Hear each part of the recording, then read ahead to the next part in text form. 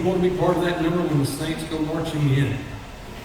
I want to let you know, as you probably didn't know if you saw it on the announcements, it says men's and women's fellowship. What we're doing Sunday evening, we're going to be having at 5 o'clock just a fellowship for men and women, which is a church fellowship. Kind of the end of summer for us, and kind of it's going to be just how do you like fellowship? Well, we're going to be having, since we have all these corn chips that were given to us, we're going to be having nachos with meat in them, things like that for fellowship, and some desserts, and just a time of fellowship and fun. We might even see if the guys want to come over, or even some gals, and have a little pool tournament in the youth room. And so we'll just see. We'll do 9-ball for those who are serious about pool, and 8-ball for people who don't know how to play pool. All right, and so that's what my uncle always told me. He said 9 balls for real pool players and 8 balls for losers. So I'm not sure how that is, but. We won't be playing for any money or anything like that. We'll be playing for tithe. But we're going to continue with our mental health matters. And if you get a chance, when we share the YouTube on Facebook, if you would share this. These are things that can help people. And that's why we do this. Tonight, I'm going to talk to you about a subject of how you feel. Now, all of us feel something. And we're going to deal with our emotions tonight. Did you know that you're an emotional being? All of us are emotional beings. How many of you have ever lost your temper? Sure you have. How many of you have ever fallen in love? Sure you have. How many of you have had a plethora of emotions that are running in your life? Well, we're going to talk tonight about how to deal with what you feel. Because more and more and more in today's society, people allow their feelings and their emotions to dictate the direction of their lives. And in many cases, that takes advantage of them. Learning to manage your emotions is the key to peace of mind. And we all want to have peace of mind in our lives. And in order to have that, we've got to learn to manage our emotions. Have you ever wondered about your emotions and how to handle them? I mean, every person has a bevy of emotions, and we all express our emotions in very different ways. We're talking about the possibility or people who have lost loved ones, and we all have lost loved ones. Do you know that no two people deal with the loss of a loved one the same? We all deal with it in a different manner.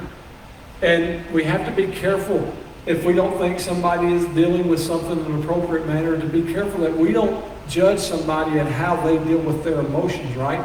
Because we all deal with it. Some people cry and lose their composure. Some people are just as calm. We had a lovely lady in our church when we pastored in Marion, and her husband had been sick for a long time. They had been married for well over 50 years.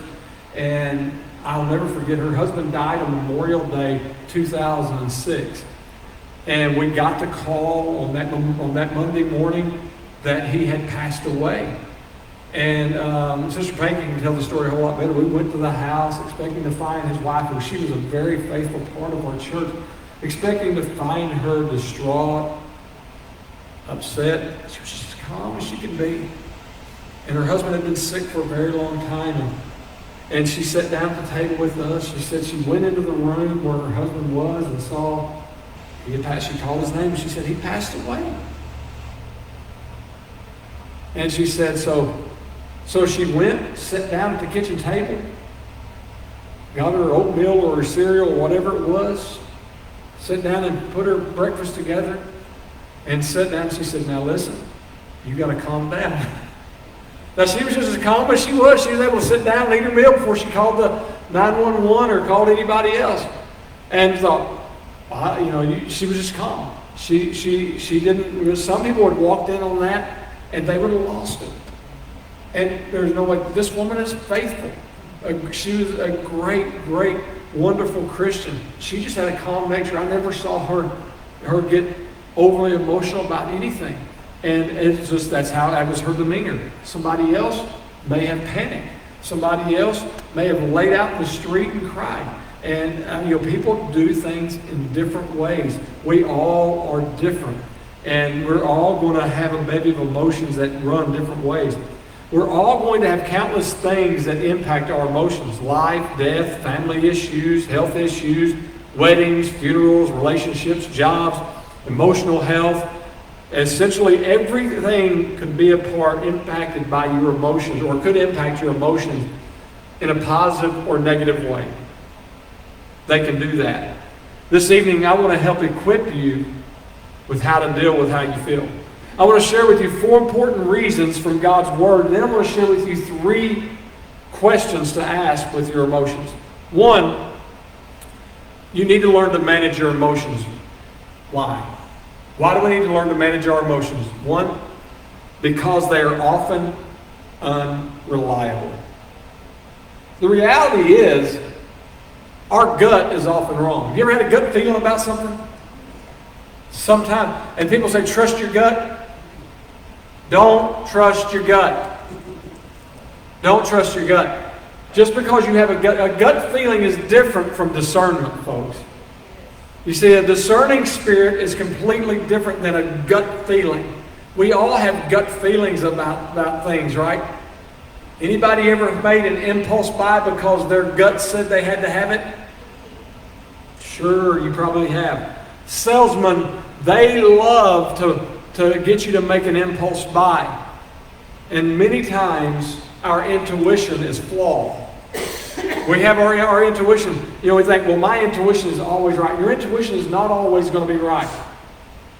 We can look at somebody and we can judge somebody because they don't do things the way we would. And they come into our presence, our gut says there's something wrong with that person. That person's a bad person. When you know what, a lot of times that person is just a different person. And our gut may tell us something. Again, you don't know if it's discernment because the Spirit gives discernment. But your emotions give you your gut feeling. And don't confuse your emotions with your spirit. And don't, particularly with the Holy Spirit. Your emotions many times will lead you down blind alleys. And they'll lead us to say and do things we would regret. That we might say something to somebody, even somebody that we're very close to, or somebody that we love, or somebody that we trust. And because of our emotions, we may say something that could be very harmful because we're following our emotions. You can't depend on everything you feel. Here's what the Bible tells us about it. In Proverbs 14, it says, there's a way that appears right, but in the end, it does what? It leads to death. So in man's eyes, a lot of times the things we feel appear to be right when they are not. The majority of people who vote in our country, you know why they vote? They vote because of their emotions, right? Because some politician has told them they are going to solve their problems. Now, I've yet to have a politician solve my problems. I've had politicians that got up and said that they were going to solve the economic crisis, and they got elected and it got worse. And I've had politicians say they were going to solve the moral crisis, and they got elected and it got worse. Why? Because man can't solve those problems. And we vote for people because of those things. And many times, again, we have to be careful, because I found that feelings can lead us down the wrong path. You walk into a room. Everybody's had this feeling. You walk into a room. The room has people in it that you know. And you see 2 people walk over in the corner talking. They're not talking to you. They're talking to each other. They're talking in a secretive manner. And all of a sudden, your emotions make you think they must be talking about me. We've all had that feeling. We walk in a room, they must be talking about me. We might walk in a room full of 100 people, and 2 people are talking, they must be talking about me. It's pretty arrogant for us to think two people are having a conversation and it's going to be about us. It's also very emotional. They might be talking about something to do with their family or their job, or they might be talking about something to do with something totally unrelated. Most likely they are, but your emotions get the best of you. You get offended and storm out of the room, and then you say something to them or hurt them and then hurt yourself, and then even hurt a relationship when it may have just been an innocent thing. You see how emotions can lead us down the wrong path? And I've seen that happen way too many times. Way too many times. And now the emotional thing gets even more cryptic when we see somebody post a cryptic Facebook post and we think it might be about us. Now, sometimes it is about us. I've been that. I also have been on Topics, by the way, before they disbanded it. For those of you that don't know what Topics is. In fact, I've been on it numerous times. If you don't have to accept everything that you feel. I'm not saying your emotions are bad, just you don't have to trust your emotions. Because not everything you feel is right or authentic or will lead you in the right direction. So, sometimes our emotions are unreliable. The second reason you need to manage your emotions is because you don't want to be manipulated. If you don't control your emotions, they will control you. What I've learned is this, is people, if they're around you, if they can see your emotions that you normally carry, they can easily manipulate your moods. You know who are the best at manipulating people's emotions? People's children. They can manipulate emotions, can't they? I've seen children manipulate mom and dad, or mom against dad, or whatever. And that's just human nature, you know. We had a rule when I taught school. This was one of the greatest rules ever. If one of our teachers told a student no, and that student went and asked another teacher the same thing, that student automatically got detention. You know why? Because we weren't going to let them play on the emotions of someone else. I'm not talking about advocating for right and wrong. We're talking about, a student wanting to do something that the teacher knows clearly they don't need to do. But we had that rule. I had that rule in our family, that if I told my children no, or my wife told them no, and they came to ask the other parent something to try to manipulate us, it automatically ended in them getting in some kind of trouble. It could be a spanking, it could be timeout, or it could be a grounding or something like that, because that people can manipulate that, but not just children will do that. Other people can manipulate your emotions. Again, I mentioned salespeople. Salespeople can do that. And if you're always guided by your feelings, other people will learn to take advantage of you.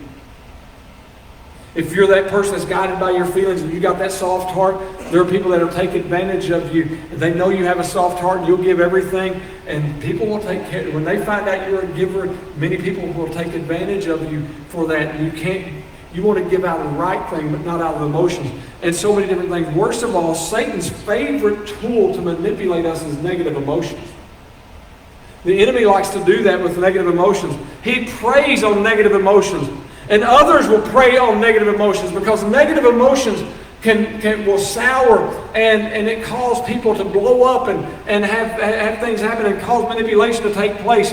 When others or the enemy see that they can impact you by stirring your emotions, you know what's going to happen? Somebody's going to stir your emotions.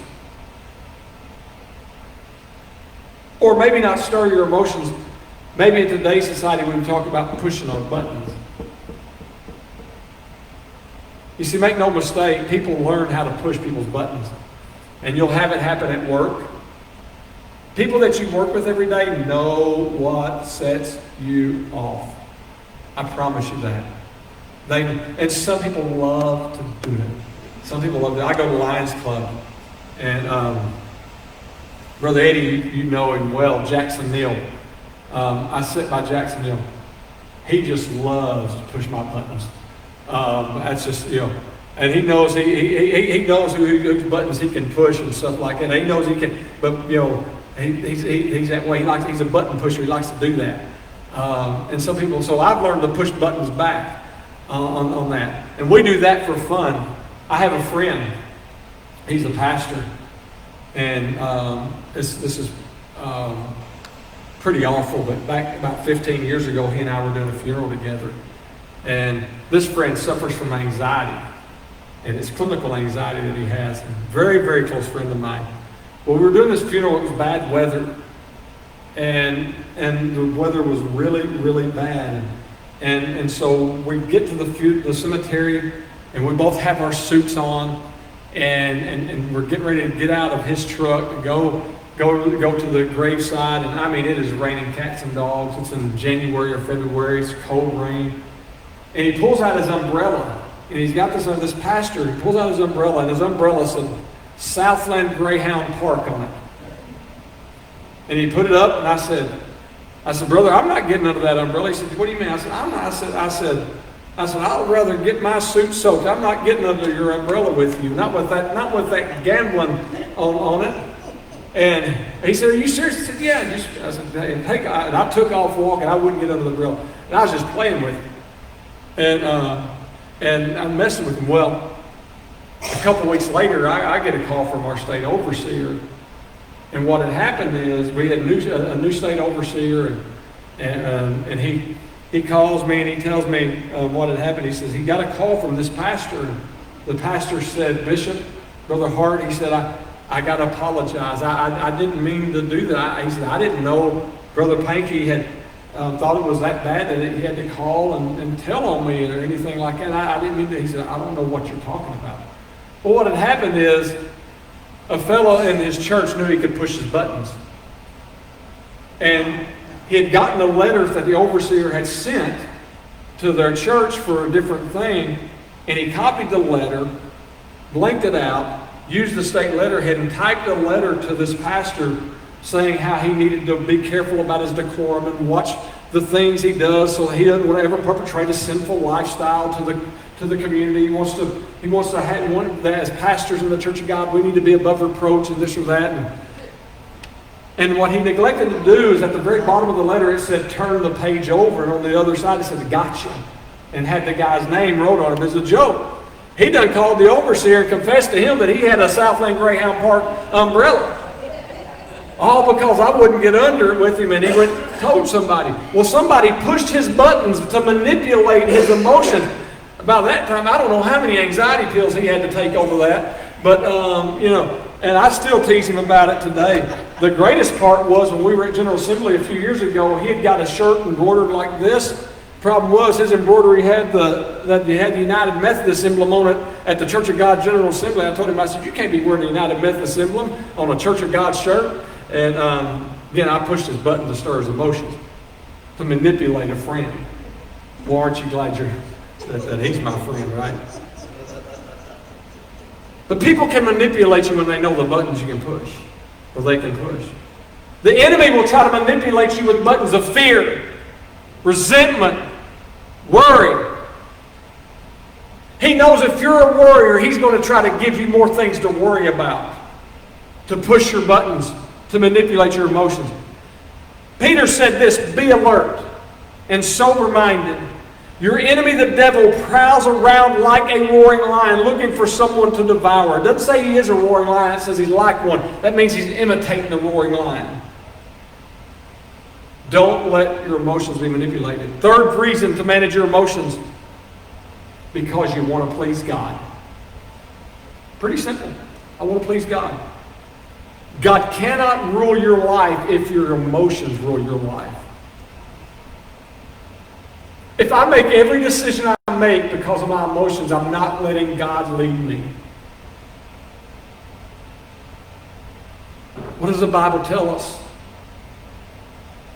That we walk by faith and not by sight. In other words, we walk by the Spirit and not by our emotions.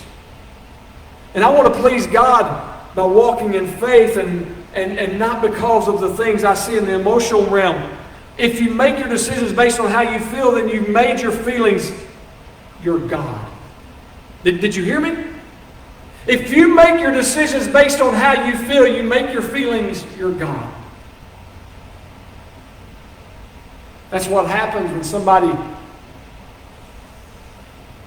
they get mad over a little thing, over a little small thing, and they leave a church over it.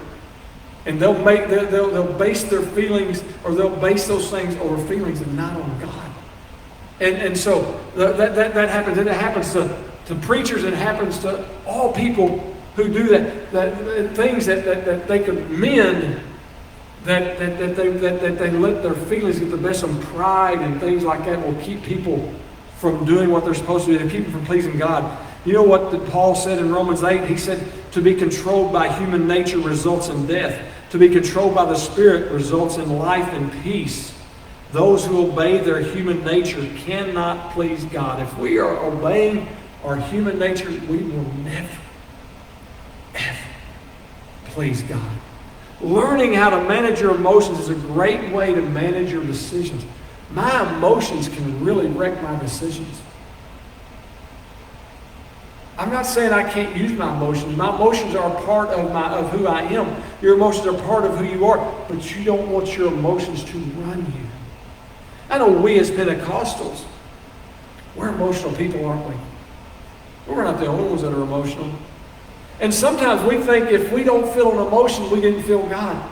Folks, God, I like to feel whatever. I like to feel the way that they feel, when we get the other God's wonderful people, but it has to go deeper, because the feelings that I have, those feelings will go away at some point in time. But my walk with God has to be deeper than my feelings. Yeah, do I want to feel God? Absolutely. But here's what I've learned. Even if I don't feel God, He's still with me.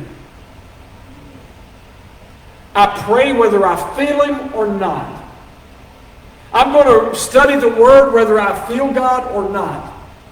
I'm going to do my devotion whether I feel Him or not. Did you know sometimes I don't feel God when I'm studying the Bible? Sometimes I don't feel Him.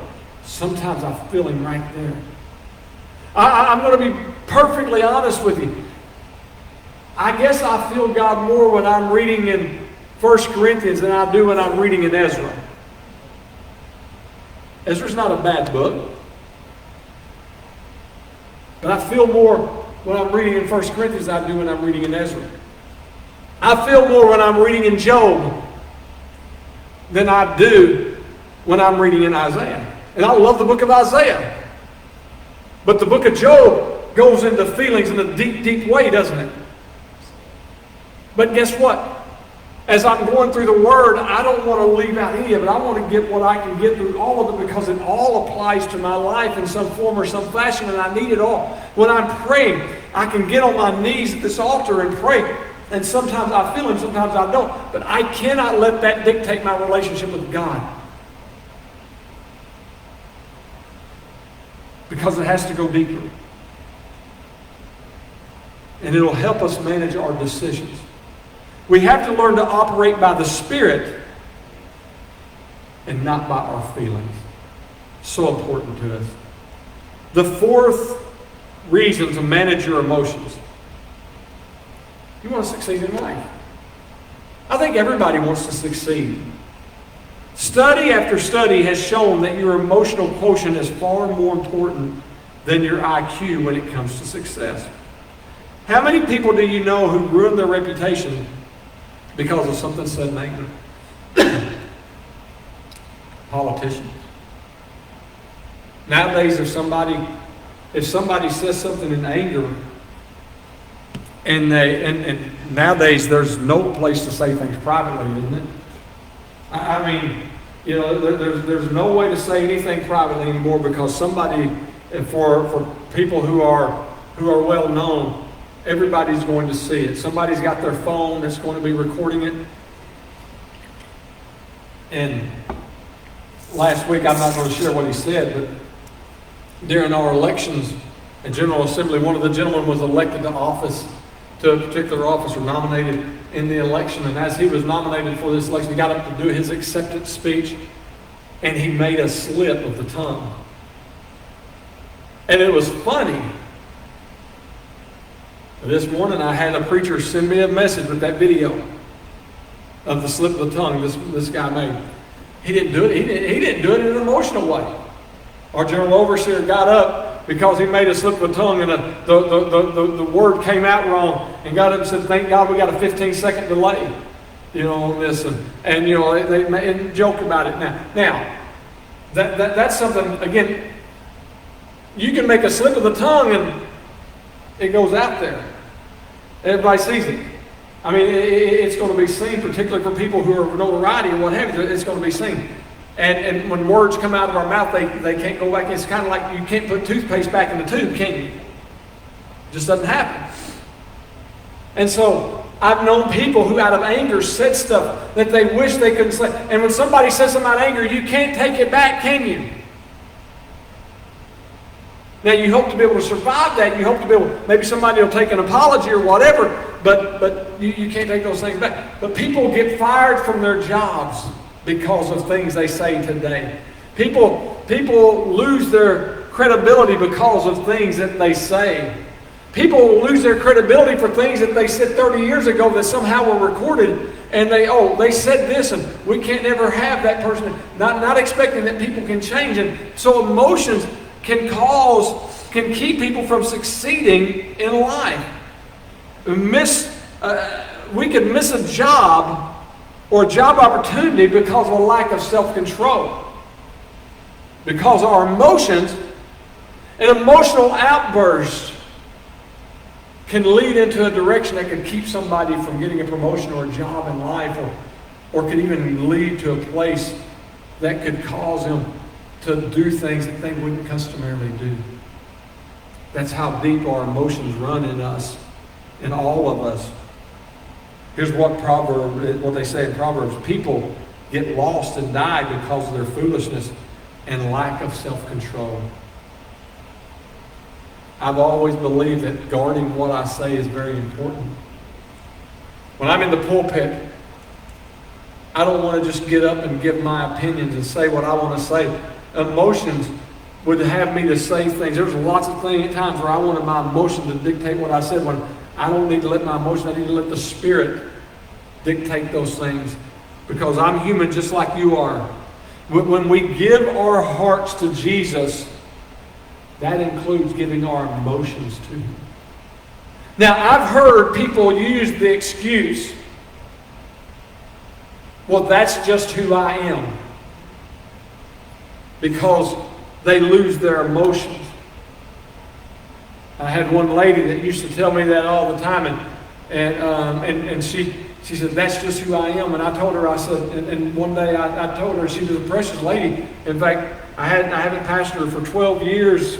Since we moved here, she still calls me every now and again. She said, I still want you to do my funeral. But one day, she would tell people everything that's on her mind. And she'd say, that's just who I am. And one day I looked at her, I said, I can tell you just what you are right now. You're being rude. She looked at me, she said, really? I said, you hurt somebody's feelings. And I said, you can't go around. Just because you think it doesn't mean you have to say it. And she looked at me and she said, I can't believe you said that. I said, well, I can't believe what you just said to that person. And you know what? She accepted that instead of getting mad. She accepted that, and she tried to guard her tongue. Still wasn't real good at it, but she tried to guard her tongue. This lady is a precious, dear lady. Now, how many of you remember years ago when you were a Sunday school teacher and you could spank a kid in Sunday school class? Remember that? It's been a long time since you could spank a kid in Sunday school class. This dear lady, we had Wednesday night. She was our Joy Bell teacher, Sister Pat. You know full well what being a Joy Bell teacher is. She was a Joy Bell teacher, and she had a student. This student had a mouth on her. And she was a smart aleck kid. I confess she's a smart aleck kid. And I thank God this wasn't one of the kids that rode our van, and it was a kid that Mama went to church. And this kid smarted off to her, and she smacked her right in the mouth. And I remember them coming to my office, so-and-so, she lost her emotion, smacked the kid. And I said, Miss So-and-so, I said, you can't do that. She said, I know it. I lost my temper. I said, that's your emotion. Well, thank God the mama, she kind of laughed it off. And, she said, well, she should have smarted off to her. And that, thank God. But if it had been one of the kids on our church band, we'd have been in a lawsuit. And I said, don't ever do that again. If you feel the need to slap somebody, slap your husband.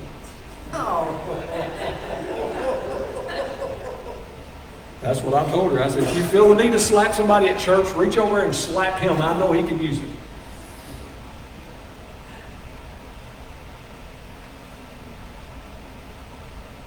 So when you say, I gave my heart to Jesus, you gave your emotions to Him to be managed by Him. And Jesus wants to be Lord of how we feel, not just Lord of our souls. He wants to be Lord of your emotions. Peter said this, from now on, then you must live the rest of your earthly lives controlled by God's will and not by human desires. Those are reasons to manage your emotions. Again, we want to manage our emotions because they are often unreliable, because you don't want to be manipulated, because you want to please God, and because you want to succeed in life. There are 3 questions to manage your emotions. In 1 Peter 4, again, we just read that scripture says, from now on, then you must live the rest of your earthly lives controlled by God's will and not by human desires. What are human desires? They're your emotions and your affections. Now that as you've been a Christ follower and you want to be controlled by God and His will and not by how you feel, I want to give you 3 questions to ask about your emotions when you're trying to figure out how to deal with how you feel. When you're trying to figure out how to deal with these things, ask these questions. And these will help you to be able to manage your emotions. 1, what's the real reason I'm feeling this? It's a good question. What's the real reason I'm feeling this? Maybe the answer is fear or worry. Maybe it relates to something that your dad said to you years ago or your husband said to you. Maybe you got all the anger. Maybe you got all the anger against your dad pent up inside you, and the anger pent up from your marriage, or something like that. And then what's the reason I'm feeling this? Ask yourself that. When you're dealing with your emotions, why am I feeling this? The second question to ask when you're dealing with your emotions, this is a key question. Don't bypass this. Is it true? Remember I talked about you walk into the room and there's 2 people in the corner and you think they're talking about you. Is it true? Is it true? Is what you're feeling at that moment true? There's a point in the Bible where Elijah got so discouraged that he went to God and he complained, God, I'm the only one in the entire nation of Israel left serving you. This is God's prophet. He had just made amazing prophecies, amazing miracles, and his emotions had him saying, I'm the only one left. But was it true? Was what Elijah said true? No, it wasn't true, was it? I mean, God's like, are you kidding me? You're the only one? You think you're the only one? I bet God, in God's mind, He's probably thinking, how arrogant are you, Elijah? That of all these people in the world, I'm only going to choose you? Is it true? And what do we find? No, it wasn't true at all. Sometimes it is true. But if it's not true, then let it go. The third thing is what I'm feeling helping me or hurting me? What a key to that is that. Is what I'm feeling helping me or hurting me? Would you get what you want by continuing to feel this way? A lot of feelings we have feel natural, but they're actually self-defeating. Let's say you go to a restaurant and the service is extremely slow. You wait a long time to be served, and then a couple comes in 15 minutes after you and gets their meal before you do. And, well, what happens when they get their meal before you got yours? I know I've been here longer than them. And they got their meal first. And I don't, your emotions say, go pull their plate off the table and throw it on the floor because you're mad. And what's the reason you're feeling that? What's the reason you're feeling mad? Because you're hungry, right? I mean, and in today's vernacular, you're hangry. Is it true? Yes, you're hungry. You're frustrated because the service is slow, but is your emotion, is it helping you or hurting you? You see, it's not just is it true, but does it help me or hurt me to get mad at that waitress or that waiter? Probably not. Doesn't mean we can't go and say something. Does it help to lose our emotions at the restaurant, even with bad service? It probably isn't going to help. And very rarely have I seen it ever help somebody if they go and pitch a fit at the restaurant, because what's generally going to happen is they're going to get a good spit burger.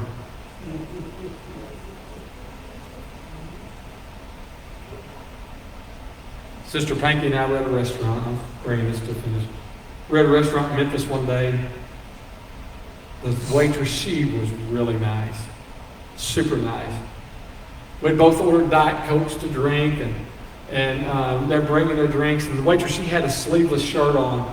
I'll never forget she had a sleeveless shirt. She said, how do you remember she had a sleeveless shirt on? I'll tell you how I remember she had a sleeveless shirt on, because she was holding Sister Panky's cup in one hand and had my cup under her arm. Under her arm. Bringing my Diet Coke. I thought, I sure hope she gives that one to Tanya. No, she gave her the one that she had in her hand. And she gave me this other one. Guess how much of that Diet Coke I drank? No, I didn't slap my wife. I did not. She didn't even offer me any of her Diet Coke because I wanted to bring it to her. Now, that lady, she was nice. She was friendly. A little weird. A little odd. What would it have helped for me to jump on her? I've had plenty of Diet Cokes in my life. It didn't kill me. We gave her a tip just like we would any other time, because we can't let our emotions dictate. Would it have helped me or hurt me to pitch a fit? I'm not saying we can't correct folks. No, we can do that. Determine whether it will help you.